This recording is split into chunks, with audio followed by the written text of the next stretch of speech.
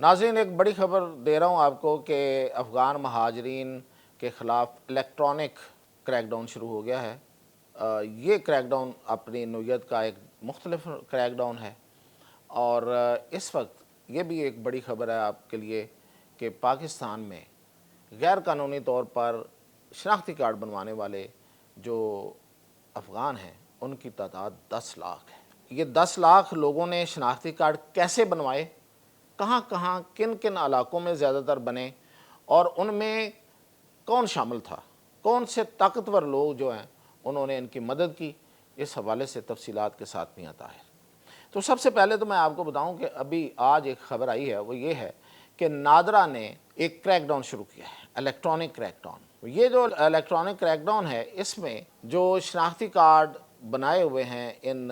افغانوں نے، اور غیر قانونی طور پہ بنائے ہوئے ہیں، اور بڑے ہی غیر محسوس انداز میں یہ سسٹم میں داخل ہو کے انہوں نے بنائے ہیں، وہ ان کے 2.5 لاکھ ابتدائی طور پہ، یہ میں آپ کو بتا رہا ہوں، یہ خبر میں آپ کو دے رہا ہوں کہ یہ ابتدائی طور پہ ہے، 2.5 لاکھ لوگ جو ہیں وہ ٹریس ہوئے ہیں۔ اب اس سے آگے ہیں، حقیقت میں ان کی تعداد 10 لاکھ ہے، اور یہ جو 2.5 لاکھ ٹریس ہوئے ہیں یہ صرف 3-4 علاقوں میں ہیں، باقی تو ابھی میں مطلب جو باقی لوگ ہیں وہ کہاں کہاں ہیں وہ بھی میں آپ کو بتاتا ہوں۔ اور یہ 3-4 علاقے کون سے ہیں؟ کوئٹہ، پشین اور چمن۔ ان علاقوں میں صرف کوئٹہ، پشین اور چمن میں، ان علاقوں میں صرف 2.5 لاکھ لوگوں نے جعلی شناختی کارڈ بنوائے۔ اب جعلی شناختی کارڈ کس طرح سے بنائے یہ ذرا سمجھنے اور سننے والی بات ہے۔ ایک تو طریقہ یہ ہے کہ آپ کسی نادرا کے کسی بندے کو جا کے، مطلب پرانے دور میں ایسا ہوتا رہا کہ ان کو جا کے وہ کوئی کسی نے رشوت دی، پیسے دیے، لالچ دیا، اور اس نے اس کو پاکستانی شہری ظاہر کر دیا۔ یہ تو صفائی ہو گئی تھی بہت پہلے، اس طرح کے شناختی کارڈوں کو یہ بہت ہوا تھا، بہت زیادہ تھا یہ، اور وہ شناختی کارڈ بھی، پاسپورٹ بھی جاری ہوئے تھے۔ لیکن جنرل مشرف کے دور کے بعد اس پہ خاصا کام ہوا، اور نادرا بھی بنی اس وقت ہی، اور اس نے اپنا جب سسٹم جو ہے وہ آن لائن کیا اور ان ساری چیزوں کو الیکٹرانکلی چیک کیا، تو اس میں بہت زیادہ ایسے شناختی کارڈ تھے جو 2 نمبر طریقے سے، بڑے بلیٹنٹ 2 نمبر طریقے سے بنے ہوئے تھے، اور ان کو لاکھوں کو ان کو کینسل کیا۔ پھر ایسے لوگ تھے کہ جنہوں نے نادرا کے ہوتے ہوئے، یعنی کہ اس نئے ادارے کے بننے کے بعد بھی یہ کام کیے، تو وہ بھی بعد میں جب وقت کے ساتھ ساتھ اس پہ سکروٹنی ہوئی تو وہ بھی نکال دیے گئے۔ لیکن یہ اپنی طرز کے مختلف ہیں۔ یہ کیا ہیں؟ یہ اس طرح سے ہیں کہ آپ جب شناختی کارڈ بنانے جاتے ہیں تو آپ سے ایک فیملی ٹری لی جاتی ہے، یعنی کہ کسی کا اگر شناختی کارڈ بننا ہے تو اس کا باپ، اس کا دادا، اس کی ماں، اس کے بچے، جو بھی اس کی فیملی ہے، اس کو اسے فیملی ٹری کہتے ہیں، وہ پورا اس میں اندراج ہوتا ہے اس کا، اور جو پرانے ہوتے ہیں، جو پہلے سے ظاہر ہے درج ہوتے ہیں، وہ سارا اس کے ساتھ ملا کے ایک پوری فیملی ٹری بنا دی جاتی ہے کہ یہ بندہ اس فیملی سے تعلق رکھتا ہے، اس میں اس کے جو بہت قریبی رشتہ دار ہوتے ہیں ان کے نام ہوتے ہیں، اور وہ یہ ہیں، اور جو دور کے ہوتے ہوں گے وہ آگے جا کے، اگر آپ اس کو، نادرا کا سسٹم ہے، اگر وہ اس کو جا کے سرچ دے گا تو وہ بھی جا کے اس کو لنک کر جائیں گے۔ ان لوگوں نے کیا کیا ہوا تھا کہ لوگوں کی فیملی ٹریز میں اپنے آپ کو شامل کرایا ہوا تھا، یعنی کہ ایک بندہ ہے، اس کی ایک فیملی ہے، اس کے اندر یہ فیملی ممبر کے طور پہ داخل ہو گئے تھے، یعنی کہ کوئی ایک بندہ ایک فیملی میں، دوسرا بندہ دوسری فیملی میں، اس طریقے سے کہ مطلب گھس بیٹھیے بن گئے تھے سسٹم کے اندر۔ اب ان کو نکالنا تو بہت مشکل ہے کہ آپ ایک فیملی ہے، اس کے اندر ایک افغانی آ گیا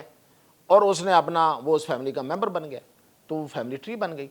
اب اس کو نکالنا بڑا مشکل تھا، لیکن ہمارے اداروں نے بڑی محنت کی، بڑی اس پہ دن رات ایک کیا، اور پورا ریکارڈ میں پہلے بھی آپ کو بتاتا آیا ہوں کہ ان افغانوں کا ریکارڈ ہم سے چھپا نہیں ہوا۔ بہت سے ادوار میں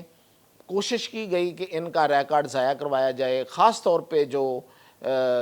رجسٹروں کی صورت میں، اور پرانے جو طریقہ کار تھا،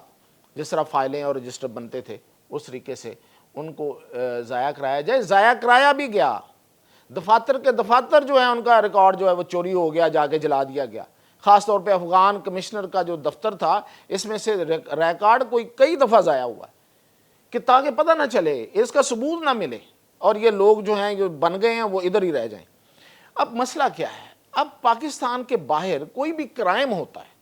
کوئی دہشت گردی کی واردات ہوتی ہے، ہم سب پاکستانی ایسے کر کے بیٹھے ہوتے ہیں کہ وہ خدا نخواستہ کہیں کوئی پاکستانی نہ نکل آئے، اور کئی واقعات میں نکلتا ہے۔ وہ دراصل پاکستانی نہیں ہوتے، وہ یہ افغان ہیں جنہوں نے ہمارے سسٹم میں داخل ہو کے شناختی کارڈ لیے، اس پہ پاسپورٹ بنوائے، پاکستان کی نیشنلٹی پہ، پاکستان کی شہریت پہ باہر چلے گئے۔ اب جب وہ وہاں پہ کوئی بھی کرائم کریں گے اور وہاں ٹریس ہوں گے، پکڑے جائیں گے، تو نام کس کا آئے گا؟ پاکستان کا آئے گا۔ تو پوری دنیا کہے گی یہ پاکستانی، یہ پاکستانی، یہ پاکستانی، اور اس طرح سے ہمارا امیج جو ہے وہ تباہ ہوتا چلا گیا۔ اصل میں یہ لوگ یہ ہیں، ہمارے جو پاکستانی ہیں وہ تو بڑے پرامن لوگ ہیں، جہاں بھی جاتے ہیں اپنا روزگار کماتے ہیں، اپنے خوشی سے رہتے ہیں۔ کوئی کرائم کرنے کا اس لیے کہ ان کا تو ایسا کوئی ریکارڈ ہی نہیں ہے۔ تو یہ تھے وہ لوگ۔ یہ ہے ضروری، یہ جو اس وقت کچھ اکاؤنٹس بڑے لگے ہوئے ہیں نا، ایک ایک کیس پکڑ کے یہ ہو گیا، یہ ہو گیا، یہ ہو گیا، یہ ظلم ہو گیا۔ پاکستان کا نام بچانا ہے، پاکستان کے نام سے یہ جو لگا ہوا ہے نا داغ، اس کو دھونا ہے۔ تو اس کے لیے یہ پھر یہ کیا گیا، اور ان لوگوں کو اب یہ صرف میں اب آپ کو جو اطلاع دے رہا ہوں وہ یہ ہے کہ کوئٹہ، پشین اور چمن سے یہ 2.5 لاکھ لوگ جو ہیں یہ ان فیملی ٹریز میں جو گھسے ہوئے تھے ان کو پکڑ لیا گیا، لیکن دراصل یہ 10 لاکھ لوگ ہیں۔ اور میں آپ کو بتاؤں کہ یہ اس میں راولپنڈی بھی شامل ہے، اور راولپنڈی میں یہ کوئی ڈکی چھپی خبر نہیں ہے، یہ ہر الیکشن کے موقع پہ باہر آتی رہی ہے۔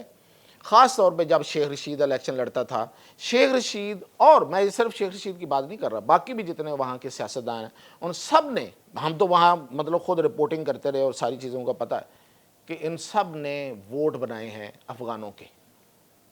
ان کے ووٹ بنانے کے لیے ان کو پیسے دے کے ان سے ووٹ لے لیتے تھے، یعنی کہ ایک 4-5 ہزار 10 ہزار ووٹ بنایا، جعلی شناختی کارڈ بنوائے، ان پہ ووٹ بنایا،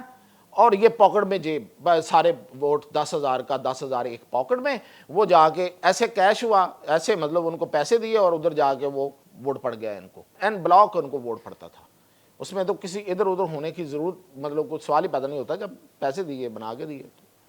صرف اپنے الیکشن جیتنے کے لیے انہوں نے ان کو شناختی کارڈ بنا کے دیے ہوئے تھے، اور اب یہ ایریاز جب چیک ہوں گے ان میں دیکھیے گا کتنے لوگ آتے ہیں۔ اور میرا جو اس میں جو سب سے بڑا اس وقت سوال ہے وہ یہ ہے کہ یہ جو لوگ جنہوں نے شناختی کارڈ بنوانے میں مدد دی، جو طاقتور شخصیات ہیں، اب یہ جو کوئٹہ، پشین اور چمن ہیں، ان میں کون لوگ ہیں؟ ان میں یہی اچکزئی ہیں، ان میں یہی لوگ ہیں جو اس وقت سب سے زیادہ شور ڈال رہے ہیں کہ ان کو کیوں نکال رہے ہیں، کیونکہ انہوں نے اس سے بڑی کمائیاں کی ہیں، الیکشن جیتے ہیں، پیسے پکڑے ہیں، ان کے ذریعے کاروبار کیے۔ آج بھی یہ لوگ وہاں پہ، یہ جو اچکزئی ٹائپ یہ لوگ ہیں جو سب سے زیادہ جنہوں نے ان کا جھنڈا بلند کیا ہوا ہے کہ ان کو نہ نکالیں اور یہ بہت بڑا ظلم ہے اور یہ ہے اور پتہ نہیں کیا کیا، اس سے آگے بہت ایسی باتیں کرتے ہیں کہ بندہ اس پہ کیا بات کرے، کہ پاکستان کے رہتے ہوئے، پاکستان کے سے کھاتے ہوئے یہ پاکستان کے خلاف بات کرتے ہیں اور افغانوں کی حمایت کرتے ہیں، پاکستان کی مخالفت کرتے ہیں۔ افغانوں کی حمایت کر لیں بھائی، ہمیں کوئی اعتراض نہیں ہے، پاکستان کے خلاف بات کیوں کرتے ہو؟ اس لیے کہ ان کا بزنس وہاں پہ ہے، غیر قانونی بزنس، یس بالکل غیر قانونی بزنس ہے، منشیات کا بزنس ہے، ان کا اسلحے کا بزنس ہے، ان کا یہ جو انسانی سمگلنگ ہے اس کا بزنس ہے، اور باقی تمام سمگلنگ کا یہ بزنس کرتے ہیں یہ لوگ جو جتنے جو کھڑے ہوئے ہیں اس وقت جو شور ڈال رہے ہیں۔ تو یہ جو شناختی کارڈ ہیں اس طریقے کے، یہ بھی ان لوگوں نے بنائے تھے، اور جو اس طرف، تو ان کے خلاف کارروائی ضرور ہونی چاہیے، وہ کہیں کا بھی ہو، وہ راولپنڈی، اسلام آباد، لاہور، کہیں کا بھی ہے، D G Khan, D I Khan, جہاں کے سیاستدانوں نے یہ کام کیا ہے، اور ان لوگوں کے ووٹ بنا کے اپنے الیکشن کے لیے انہوں نے اتنا بڑی مصیبت پاکستان کے اوپر یہ مسلط کی، اور ان کو جعلی شناخت دی، اور جس کی بنا پہ پاکستان کی شناخت جو ہے اس پہ سوال اٹھا۔ ان کے خلاف ضرور کارروائی ہونی چاہیے، اور مجھے یہ یقین ہے کہ اب ان کے خلاف بھی کارروائی ہوگی۔ یہ تھی اب تک کی